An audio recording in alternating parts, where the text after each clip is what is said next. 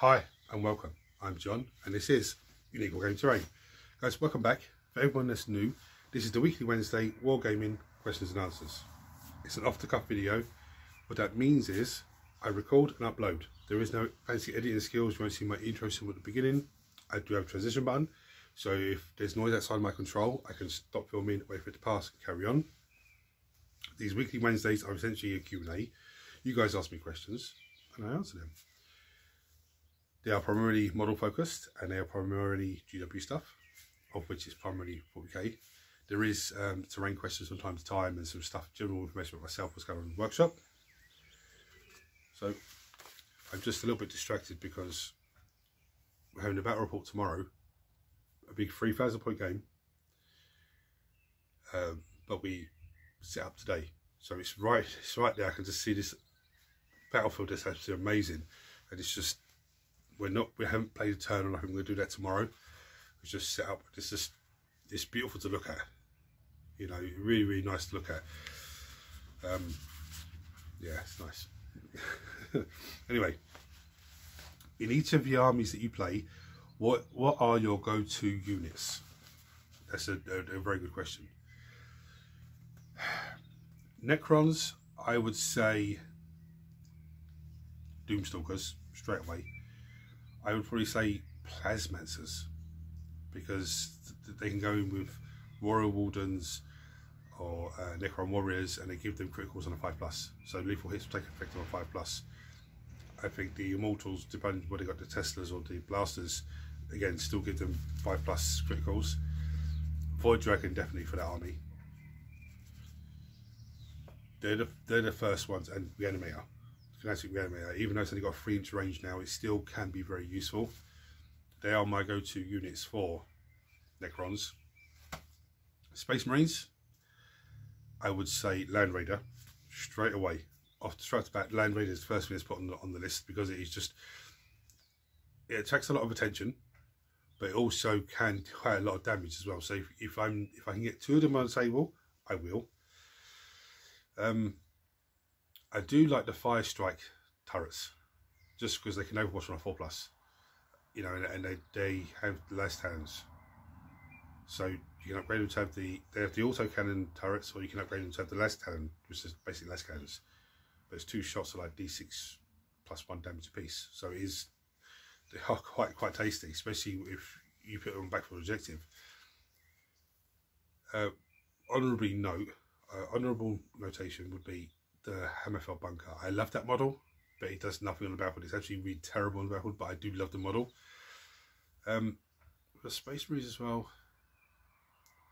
I don't know. I do always try and lean towards the Hellblaster team, led by Ezreal, because he gives them lethal hits, which is, you know, quite tasty. But I don't know. Nothing really else jumps out at me with the Space Marines.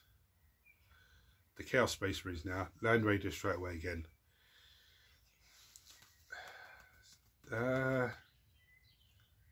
Hellbrute. The Hellbrute and the Forge Fiends are definitely the must-go-to unit for the Chaos Space Marine army, because the Hellbrute has a 6-inch aura that, this is the rules for it at the moment. It could change when the codex drops, but anything within that 6-inch aura that gives any friendly Chaos models they do Dark Pact, get both sustained hits and lethal hits, instead of just having to pick one, which is crazy. The way that the rules works for that, let's say it's a noble unit shooting, instead of getting critical hits on a 5+ from making Dark Pacts and taking that, they get critical hits on both of them. So that's a good combination. And the only problem for me is I had another Hellbrute to build, and I will build another one, because that's a go-to unit for me, definitely. I always try and throw 2 or 3 units of cultists in, just because they have sticky objectives. So you can literally start one on the home objective and then just move off, and move the other 2 as quick as possible towards the next objective, take it and move off.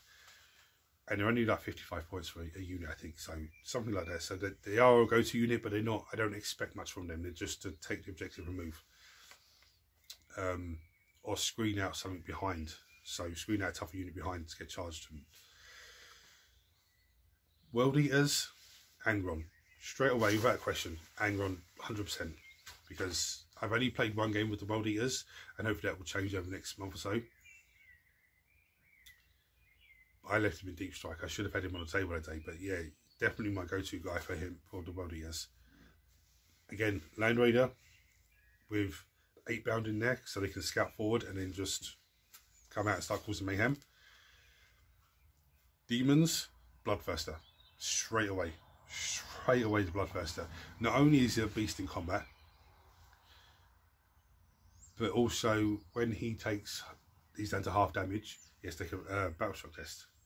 Once he passes that, because he gets +1 for being in the Shadow of Chaos and everything else, +1 to that, he heals D3 wounds.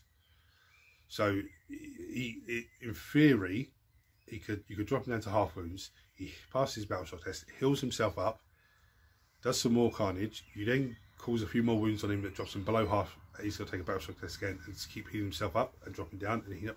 That's, you know, in theory that's what you could do. But also with him, at the end of the combat phase, you nominate one enemy unit in base contact with him, in engagement range with him, and you roll 8d6. Every 4+ is a mortal wound on that unit. So that is, for me, that is absolutely... And you can have an enhancement, which is fantastic. The Christ Fate Weaver, I used him in the last game of Demons. It's the first time I used him. He was pretty handy, pretty nice. He didn't make that much of a massive impact, but I did enjoy using him, and he has 20 wounds. He's 10 points dearer than a Great Demon to Zench, who has 18 wounds. So, but yeah, and Be'lakor, the Dark Master, absolutely fantastic on the table. He was, and the combination of those 3 guys, they can, for me, play Demon. They can actually do shoot across the table quite quickly and take objectives, and extend your Shadow of Chaos. You know, and in turn, so you can start dropping things down to 6 inches in Shadow of Chaos. So they are my 3 go-to guys for that army. Now, one thing Mark said to me last time I played him, and I do agree with him, you should maybe try and put some heroes in with the normal guys to really buff them out a little bit more. You know, so, but I found Eldari. I keep going for the Wraith Guard.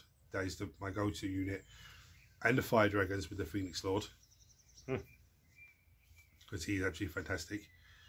Striking Scorpions I keep going for as well. I like 10 Striking Scorpions with their Phoenix Lord, infiltrating up the table. If I get first turn, just start pushing on towards the enemy and start trying to cause as much mayhem as possible. If there's targets there that I go, yeah, I don't know, I'm not going to make the charge and there's going to be too much of a handful to deal with straight away, I hold it back on the objective. I think that's all the armies I run at the moment. Yeah, that's all the armies I run at the moment. So yeah, so as like I said, once I get Death Guard unit, the Death Guard army on the table, which should be within the next month, then what, you know, I'd be able to give you the opinion on that. But I already know Land Raider is going to be essential. The Rhino is going to be essential for them to get them across the table. Anyway, hope it answers your question there. Are you excited for the upcoming Chaos Space Marine launch? And is there anything you're looking forward to? Yeah, I'm actually looking forward to a few bits for that army. I'm excited for the launch, of course I am, because I want to get the box set. Now, looking at the York box set, it's worth it, because the Stomper is like €100, maybe a bit more, and then the Codex as well. And the box is going to sell for like 150 or something, so that's worth it. But I don't know if I'm going to get that box. I might just hold on for the Chaos box, because I got a funny feeling they're going to be released pretty soon, close together. I don't know, I had to wait and see until when it comes close time. But yeah, I'm excited for the Chaos Space Marine box for the launch of the 10th edition Codex. I'm looking forward to seeing Lord will jump back, because I'm thinking him within in the unit of Raptors or a unit of Warp Talons, you know, dropping down, deep striking down and causing some chaos is, you know, pretty good. I'm also looking forward to Chaos Bikers, new Chaos Bikers. I'm hoping that they do something with the Hellbrute, in the sense where they have the Hellbrute box, and the box actually comes with another sprue that has corn parts and, you know, stuff like that. But I don't think they're going to do that with the Chaos box. what I think they're going to do is, when say the World Eaters are released, they're going to do an upgrade sprue, and part of that sprue is going to have stuff for a Hellbrute to turn it into a World Eater type Hellbrute. I'd like to see a whole new sculpt of the Hellbrute just for the World Eaters, but I don't think that's going to happen. I don't know. I'd be interested to see with the Chaos launch how the Dark Packs start to work. Are they going to keep it the same? Are they going to change it? I think it works pretty cool at the moment. But again, this goes back to what I said earlier about the Hellbrute with his 6-inch aura giving everyone both things. So I'm sort of holding my breath a little bit to see what they do with that. I'm also interested to see what detachments they come up with. That's going to be a nice one. If they come up with a detachment that's like a Slaneshi detachment, then the Emperor's Children will be coming, but later in really late in the edition. I think the Emperor's Children will become halfway through the edition, to be honest with you. But I don't know. We'll see. The one other thing with that box is with that codex as well. If we see Vashtor in there, then Dark Mechanicum's not coming this edition. If we don't see him in there, then you know he's going to be coming. But even if he's in there, they still might come, because you might be able to use them for both. I don't know yet, but I am looking forward to it. Just to see the new Lord and to see the new bikers and stuff. How do you feel about proxy models? Now, back in the day, I would have said, no, just GW stuff, that's it. Now, I know if you go to a tournament, you have to use GW stuff, that's fine. But if you're going to have a hero that's a proxy for another hero, but it's just a different sculpt, yeah, I'm happy for that. If you're going to 3D print something that's similar, but you've done it, you designed it, you've designed the whole thing differently on the computer, then yeah, I'm happy for that. I do think sometimes you have the same troops and it looks the same. But if you have like a different proxy unit, I'm not saying like put a tactical squad down and saying that's a 10-man turn their squad. That's a bit different. If you're putting, say, Blade Guard on the table with a unit of companions, and okay, they're going to be companions for this game, it's pretty straightforward. If you're going to use, for example, an attack bike, Space Marine attack bike, but you're going to say it's going to be an ATV because the attack bike doesn't exist anymore, it's an ATV, that's fine. If you're going to use Space Marine assault marines and say, okay, there's the new Primaris assault marines, that's fine. If you're going to me, that sort of thing is fine. As long as you speak to your opponent before the game and say, right, this is what this is. Point in case, I actually have one Toonblade model on the table, but I'm running him as a proxy for a Locust Lord, because I haven't got that model and I want to see how it works. And looking at on the paperwork and how the rules for him, it looks like it's going to be very good. But and the Toonblades are a pain in the ass to build. I've got 2 more to build, and I probably wouldn't even run them in the game because I think they're only 80 points or something for 3 of them, but they're not that great. If I had 80 points spare on, then I might run them. But so I'm going to, in that sort of case, that's fine. I've told Mark beforehand, because I said Mark came down, we've set up.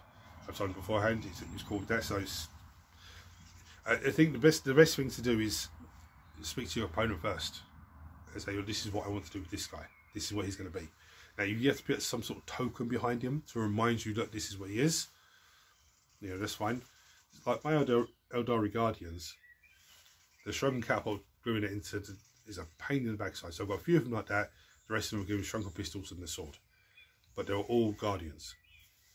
Now, if I'm going to run them as Storm Guardians, then I take the little shield bit that comes for their grav weapon and turns that they can upgrade their grav weapon to give them a 5-up invulnerable save. But I take that piece and I've glued it into a little 25mm base. And if I'm going to run them as Storm Guardians, I put that behind the unit, so I know that that's what they are. Same as the Doom Weaver or Night Spinner. If I'm going to run that as a Fire Prism, I'll put a little Fire Prism on a base behind it, so I know that's what it is. It's for a game, how much terrain is too much? So this is another good question. It depends on what you're actually building. It depends on what armies you're playing.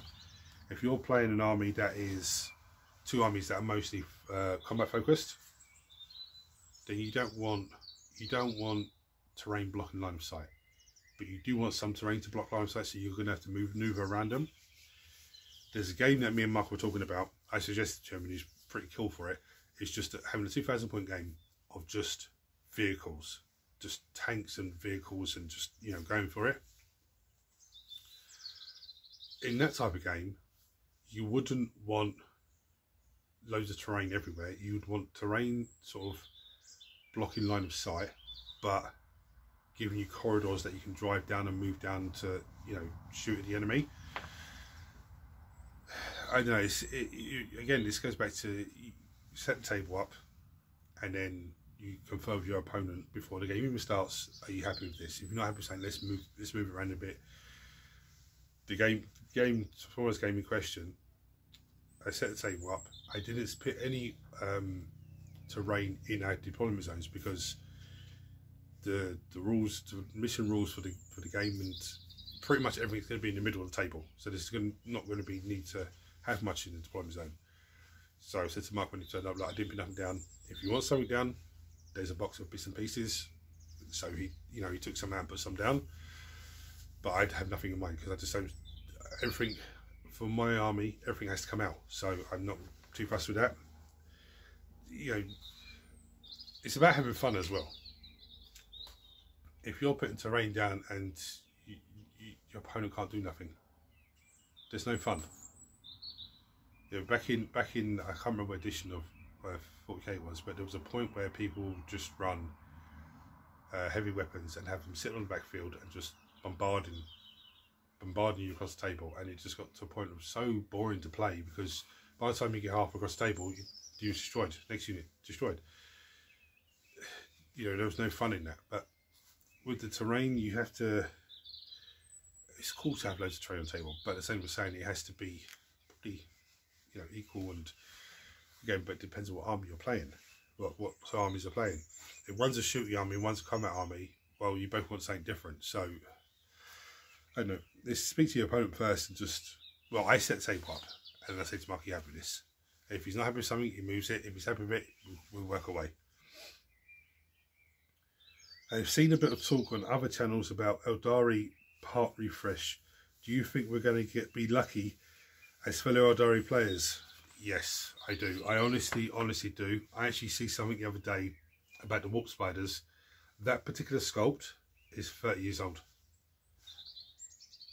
What? That sculpt is 30 years old. I honestly believe when the Eldari drop, we're going to have all the Phoenix Lords that are not already in, you know, plastic. I'm talking the Fire Dragon, the Striking Scorpion, the Dire Avenger. I think that's the other. I think that's the only three that have, and the Swooping Hawk one. Those four are going to come out in plastic, and there's going to be some crazy ass sculpt. All the Aspect Warriors that we have at the moment that are not in plastic, namely the Fire Dragons, Swooping Hawks, Warp Spiders. I think that's it. Those three will come out in plastic. All of them? Yeah, I think that's all of them. They'll come out in plastic. I think anything for the Eldari range that's in fine cast at the moment will come out in plastic, which would just be absolutely fantastic. They're actually mind-blowing crazy because, you know, some of the sculpts that they have and they've been producing are just, you know, actually brilliant. Brilliant. They're a bit fiddly to build, some of them, but they're actually, you know, brilliant. The Howling Banshees were very fiddly to build because they're little humanoids, but the dynamic poses on them are fantastic. You know, I'm still blown away by the Death Guard that are up on this black box here because their sculpts are fantastic. I've actually started building inside information the companion box, and one qualm I have with that box is each model has 2 different options, and each option is amazing, absolutely amazing. It's like, what the hell am I going to do now? Which one I'm going to pick? Because both poses of each model is actually fantastic. It's just, it is absolutely brilliant. I'm going to give you a little look-see. There's the 2 poses. for the one model. It's absolutely fantastic. Just, it's mind blowing. But yeah, I do believe that's going to happen. I'd like to see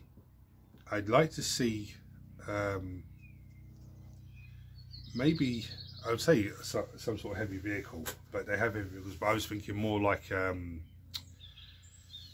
two Viper jet bikes with a little platform in the middle or something. Something crazy like that. But yeah, that's just me wishful thinking of more stuff. Right, so what I'm going to do now is I'm going to bring you down and show you the vote. Oh, I was say one other thing. Apologise about Monday's painting video. It didn't go up until Tuesday. Little one was sick from last Wednesday, and then she was better at the weekend. She went to St Patrick's Day parade, and she was part of the parade down the road. And next thing you know, by the time we got back from that, it was really late. So I didn't start the models till Monday. Then I forgot it was a bank holiday. I was working that evening, but I forgot it was a bank holiday, and the farmers were in and out, and I got it painted. And by the time I uploaded it, it was Tuesday, and well, I didn't upload it before I went to work. I didn't even get the video edited before I went to work, which is unfortunate. So I did it Tuesday morning and uploaded it Tuesday afternoon. So I do apologise that it was late going up, but there was a lot of stuff going on at the weekend, and then the bank holiday I forgot. But the way the vote works, guys, I'll show you a host of models, and you vote on what you want me to paint for next Monday's painting video. Don't say I vote for everything, because it won't count. But you can say I vote for any of the Space Marines, or any of the Eldari, or any of the Tyranids, or any of this, or any of Chaos, because that will count. If you're not sure what something's called, just give me a brief description of it. There is no Space Marines this week, because Space Marines won last week, so the Scouts will paint it up. There is a wildcard vote, and the wild card is you find out if it wins, and there's creator choice. Creator's choice is I'll pick a model up and paint it if that wins the vote. So I'm going to bring you down and show you the models. Before I show you models for this week's vote, I thought I'll give you, this is what's distracting me. Okay, you see that? There's an amazing amount of models on there. There's 2 units on Mark's side there and 2 units on my side, close near each other, and each one of them fires 40 shots a turn. So that's craziness. Right, so we have the Barbagons from 10th edition Leviathan box. It's crazy models. We have Lelius Hexprax from the Drukhari range. We have Tyranid Warriors. We have the Nero Gaunts. We have Dr. Octopus. We have Genestealers. We have Wraithguard. We have 8-bound. We have the Scutari Marshal. We have the Jackals for the World Eaters. We have Unit Dire Avengers. We have the Von Ryan's Leapers, which are these crazy guys. We had these Sisters of Silence, I can't remember what they're called, the ones with the sword. We have Eldari Guardians. We have the Changeling. We have the Shield Captain. There are 2 Terminator guys that go with him. We have the Wind Riders. We have the Death Guard Plague Marines. We have Captain America. We have Striking Scorpions. Now I did paint Striking Scorpions on channel a long time ago, but they were the very old lead ones. And we have the Nero Tyrant. Right, so there was a little malfunction there, trying to stop filming. It wouldn't set my fingerprint. Anyway, there's what the models are this week. In the event of a tie, I do dice roll as normal. If you have any comments or any suggestions or any anything you want us to talk about, chuck on below as always. Any questions for me, again, chuck it all below. If you don't want to chuck it below because you think people are gonna take the piss and all that, that doesn't happen here, guys. But you can go on to Unique Wargaming Terrain Facebook page. There is a messenger button there. You can click on that and message me directly. There are no silly questions. Even if it's a question that I've answered 4 weeks ago, 5 weeks ago, 6 weeks ago, because you're new to the channel, you're new to the hobby, if you need the answer for it, I'll give you the answer for it. Because some people look at the Weekly Wednesdays, but they don't go through and look at, Weekly Wednesdays from ages ago. That's cool. I need to actually update my playlist. I keep forgetting to do it. It's one of the many things I have to do, and I always forget it. Anyway, guys, if you're seeing this channel for the first time, hit the subscribe button. Turn your notifications on so you don't miss anything. Everyone smash the thumbs up button so that because YouTube shares this video with more people. This makes this amazing community of you guys grow even more. You know, it's actually bonkers how much this channel has grown over the last year. And that's all thanks to you guys, you know. I know I do the content and stuff, but it's all thanks to you guys tuning in and watching every week and everything else, and chucking comments below as normal. Guys, thank you very much to all of you. So, hit the buttons for me. Don't forget to vote. And tomorrow's battle report will probably go up on the Friday, I would imagine, because I'm working tomorrow evening. So after the battle, I won't have time to, you know, to edit that. I'll be working on the companions, trying to get that video ready for the weekend, as it should have been ready for last weekend. But the little one was 6, I wasn't able to. Fell behind. Anyway, guys, hit the buttons for me. Until next time, thanks for watching. Take it easy.